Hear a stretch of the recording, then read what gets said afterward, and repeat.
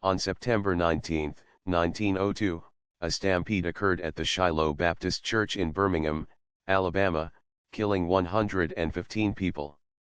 The Shiloh Baptist Church, also known as the Shiloh Negro Baptist Church, located at the corner of 18th Street and Avenue G, was at the time the largest black church in Birmingham. According to contemporary accounts published in the New York Times, the disaster occurred after Washington concluded his remarks. A convention delegate from Baltimore engaged in a dispute with the choir leader concerning an unoccupied seat. Someone in the choir yelled, "A fight!" Mistaking the word fight for fire, the congregation rose en masse and started for the door.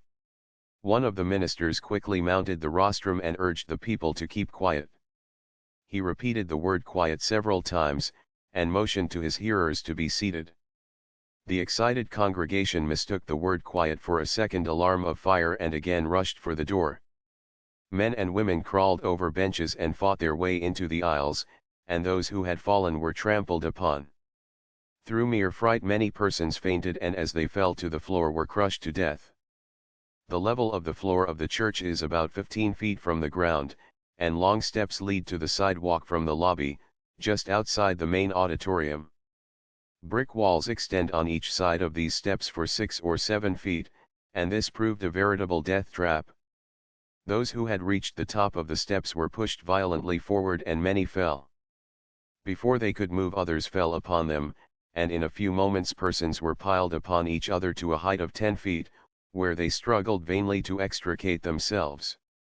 This wall of struggling humanity blocked the entrance, and the weight of 1,500 persons in the body of the church was pushed against it.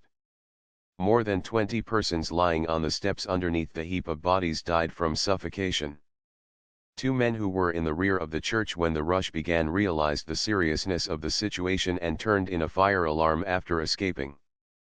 The fire department answered quickly and the arrival of the wagons served to scatter the crowd which had gathered around the front of the church.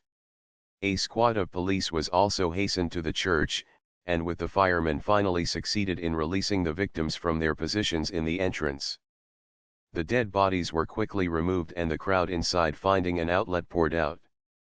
Scores of them lost their footing in their haste and rolled down the long steps to the pavement suffering broken limbs and internal injuries.